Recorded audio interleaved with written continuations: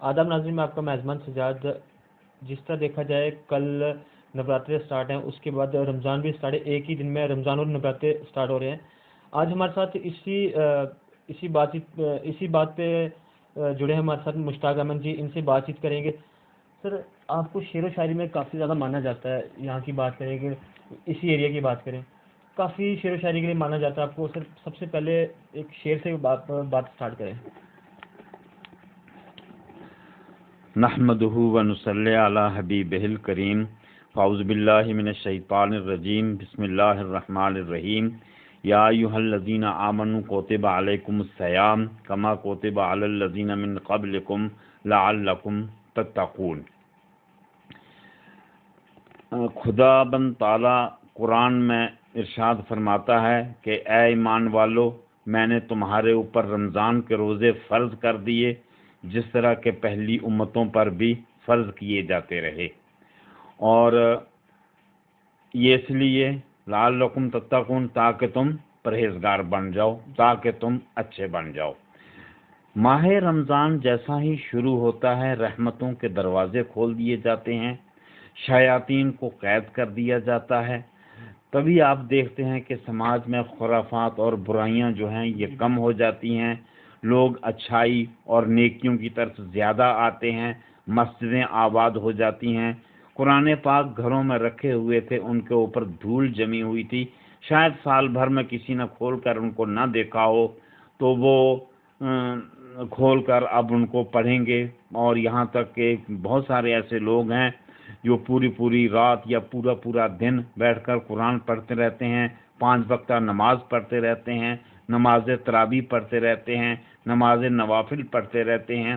یہ سب رمضان کی برکتیں ہیں، رمضان کا کمال ہے، اور اللہ تعالیٰ نے اس مہینے میں انسان کو بہت صبر دیا ہے۔ اور اللہ تعالیٰ خود فرماتا ہے کہ رمضان جو ہے، روزے جو ہیں، اس کا ہر برائی کا، ہر نیکی کا اجر جو ہے وہ میں دیتا ہوں، وہ اجر آپ کو ملتا ہے، مگر روزے کا اجر میں خود ہی ہوں، روزہ رکھ کر آپ مجھے پا لیتے ہیں۔ تو یہ روزے کا کمال ہے۔ تو یہ بہت اچھی بات ہے کہ اس سال ہماری گنگ و جمن تہذیبی دیش میں رمضان اور نوراتے لگ بھگ اکٹھے ہی شروع ہو رہے ہیں۔ تو میں دعا گو ہوں کہ اللہ تبارک و تعالی ان پاک اور مقدس تہواروں اور ان دنوں کے صدقے میں ہمیں ہر طرح کی وباؤں، آفتوں، بلاؤں، بیماریوں سے محفوظ رکھے، اور ہمیں امن، پیار، اتحاد سے رہنے کی توفیق عطا فرمائے۔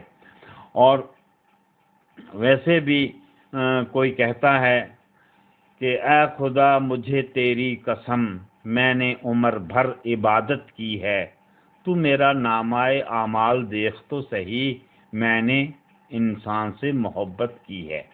انسان سے محبت کرنا عبادت ہے، جاندار سے محبت کرنا عبادت ہے۔ اور یہ رمضان کا جو مہینہ آ رہا ہے، اس مہینے میں ایک نیکی کا ثواب جو ہے وہ 70 نیکیوں کے برابر ہے، اور ایک پیسہ صدقہ کرنے کا ثواب 70 پیسے صدقے کرنے کا ثواب ہے، اور ایک رکعت نماز پڑھنے کا ثواب 70 رکعتوں کے برابر ہے۔ تو یعنی کہ یہ رمضان پورا رحمتوں بھرا ہے، رحمتوں کا مہینہ ہے، نوازشوں، عنایتوں کا مہینہ ہے۔ اللہ تبارک و تعالی اس مہینے میں بہت سی نوازشات عطا فرماتا ہے۔ ابھی اس سے جو مہینہ کا آج آخری دن چل رہا ہے، اس مہینے کی ایک 15ویں رات گزری ہے، جس کے بارے میں اللہ تعالیٰ نے فرمایا کہ یہ وہ رات ہے کہ اس رات تمام حکمت والے کام جو ہیں وہ تقسیم کر دیے جاتے ہیں، دے دیے جاتے ہیں، فرشتوں کے سپرد کر دیے جاتے ہیں، پورے سال کا بجٹ، اور پھر فرشتے بے عین ہی بحکم الہی اس کو اسی طریقے سے پورا سال بھر جو ہے وہ چلاتے رہتے ہیں، اور یہ نظام قدرت اس طرح جو ہے رواں دواں رہتا ہے، اور یہ صبح قیامت تک ایسا ہی رہے گا۔ مشتاق صاحب، جس طرح دیکھا جائے ابھی کووڈ کا ٹائم کافی زیادہ چل رہا ہے، دیکھا جائے پچھلے سال کی بات کریں اگر اس میں بھی لاک ڈاؤن لگایا گیا تھا. اس بار تراویحوں کا کیا سوشل ڈسٹینس کروا کے جو SOPs لگائی گئی ہیں اس پہ اس کا پورا پالن کر کے تراویح پڑھوائی جائے گی؟ تراویح کا جہاں تک تعلق ہے تو اس کا وہ اہتمام جیسے کرتے ہیں ماسک وغیرہ ڈال کر یا سوشل ڈسٹینس وغیرہ، اب آپ ڈسٹینس بنا کر نماز پڑھنا تھوڑا مشکل ہو جاتا ہے. تو اب دیکھتے ہیں، پچھلے سال تو ہم نے ایسے ہی کیا تھا، سوشل ڈسٹینس بنا کر ہی ہم نے نماز پڑھی تھی، مگرچہ تھوڑا تھا مگر کیا تھا. اور یہ اس اوپر والے کا احسان ہے، اس کی مہربانی ہے کہ ہمارے اس علاقے میں سال بھر سے زیادہ ہو گیا اس کووڈ وبا کو پھیلے ہوئے چلے ہوئے، مگر ہمارے یہاں کسی کو کوئی ایسا کیس جو ہے، کوئی بیماری وبا جو ہے اس کو درپیش نہیں آئی، کوئی اس سے افیکٹ نہیں ہوا، متاثر نہیں ہوا. تو میں دعا گو ہوں، میں اللہ تعالیٰ سے اس کے لیے دعا کرتا ہوں کہ وہ ہمیں سال بھر سے جیسے اس نے محفوظ رکھا ہے، آئندہ کے لیے بھی ہمارے اس علاقے کو، ہماری اس پوری ریاست جموں و کشمیر اور پورے ملک اور پوری دنیا کو اس بلا سے محفوظ رکھے، اس بلا سے بچائے. مشتاق صاحب، دیکھا جائے آج کی بات کریں، اگر ہماری یوتھ کی بات کریں، ہماری کمیٹی کے یوتھ کی بات کریں، ابھی ماہ رمضان پرسوں سے سٹارٹ ہے، لیکن کہیں نہ کہیں دیکھا جاتا ہے کہ ہمارا یوتھ ہے جو نشے کی طرف کافی بڑھتا جا رہا ہے. آپ کو لگتا ہے کہ رمضان کے ٹائم پہ اس نشے کی دوری پڑے گی یوتھ کے؟ بالکل، یہ صحیح کہا آپ نے کہ نوجوان پیڑھی جو ہے یہ نشے کی لت میں گرفتار ہو رہی ہے، اس جانب جا رہی ہے، اس میں پھنستی جا رہی ہے، اس دلدل میں یہ دھنستی جا رہی ہے. اور اس کا انجام جو ہوگا، اگر یہ ابھی گھٹنوں تک دھنسی ہوئی ہے، بعد میں یہ گھٹنوں کے اوپر آ جائے گی، اوپر آہستہ آہستہ ٹانگیں چلی جائیں گی، پھر آدھا جسم جائے گا، اور ایک وقت وہ آئے گا کہ یہ دلدل جو ہے ہمارے سر سے اوپر ہو جائے گا اور ہم اس میں پوری طرح دھنس کر ختم ہو جائیں گے. اور اس ہمارے جو نوجوان پیڑھی کے جو رہنما ہیں، ان کے والدین ہیں، ان کے پیرنٹس ہیں، ان کو بچوں کو سمجھانا چاہیے، بچوں کو صحیح راستے پر لانا چاہیے. اور رمضان میں تو میں سمجھتا ہوں کہ اس چیز میں کافی فرق پڑے گا. اب دیکھیے، پہلے کے مقابلے میں مسجدیں بھی زیادہ آباد ہیں، لوگ نماز بھی پڑھ رہے ہیں، نوجوان نماز کی طرف بھی آ رہے ہیں، مگر سننے میں ہے کہ نشے کی طرف بھی ہیں. میں نے اپنی قوم کے کسی نوجوان کو نشے کی حالت میں دھت میں نے نہ دیکھا ہے نہ کچھ، مگر ہے ایسی بات نہیں ہے کہ نہیں ہے. کچھ لوگ ہیں کہ وہ صبح کو اٹھ ہی نہیں سکتے جب تک وہ کچھ نشہ نہ کر لیں. تو ایسی صورتحال میں وہ اس گھر کی تباہی ہے، اس قوم کی تباہی ہے، اس علاقے کی تباہی ہے جہاں پر یہ چیزیں پھیلتی ہیں. اور اس کو روکنے کے لیے سرکاری طور پر بھی ڈپارٹمنٹس جو ہیں، اس کا قانون نافذ کرنے والے، ان کو صرف پیسے ہی نہیں کھانے چاہیے، صرف پیسے بٹور کر اور لوگوں کے گھروں کو جو ہے جہنم میں نہیں ڈال دینا چاہیے، بلکہ اس چیز کو انہوں نے روکنا چاہیے، اس پر کنٹرول کرنا چاہیے.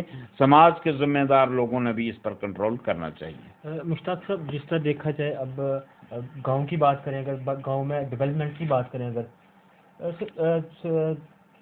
سرپنچی الیکشن کروایا گیا تھا، اس کے بعد BDC الیکشن کروایا گیا تھا، اب DDC الیکشن کروایا گیا تھا. آپ کو لگتا ہے جو پنچایتی راج لایا گیا جموں کشمیر UT کے اندر، کس طرح سے کام کروایا جائے گا؟ آپ کو لگتا ہے کہ یہ کام ڈیولپمنٹ ہوگی یا نام کا ہی رہے گا کہ پنچایتی راج ڈیولپمنٹ کے نام سے ہی رہے گا؟ سجاد صاحب، اس بابت کہنے کے لیے میرے پاس بہت کچھ ہے. اگر چاہوں تو لکھنا شروع کروں، دفتروں کے دفتر سیاہ کر ڈالوں، بہت کچھ لکھ ڈالوں، اور اب سے لے کر نہیں کئی گھنٹوں تک اس پر بولوں، مگر میں نہیں چاہتا کہ ابھی میں نے جو مقدس قرآن کے حوالے سے باتیں کی ہیں تو ان میں اس چیز کو شامل کیا جائے، اس چیز کو لایا جائے. یہ میں مناسب نہیں سمجھوں گا اس کا. مصطفیٰ، ابھی کیا میسیج دینا چاہو گے؟ ہماری جو ماہ رمضان اسٹارٹ ہو رہا ہے اس پہ کیا میسیج دینا چاہو گے؟ رمضان شریف سٹارٹ ہونے والا ہے، اور خدا کرے کہ ہمیں ایسے بہت سے رمضان جو ہیں وہ اللہ تعالیٰ نصیب فرمائے. اس رمضان میں ہم نے رمضان کے روزے رکھنے ہیں. خدا تعالیٰ اور نبی معظم محمد رسول اللہ صلی اللہ علیہ وسلم کے فرمان کی پوری پاسداری کرنی ہے. اس کا ہم نے پورا پابند ہونا ہے، حکم خدا اور حکم نبی کا ہم نے اس کے تابع ہو کر زندگی گزارنی ہے. اور یہ ماہ مقدس جو ہے جس میں شیاطین بھی گرفتار ہیں، یہ رحمتیں لوٹنے کا مہینہ ہے.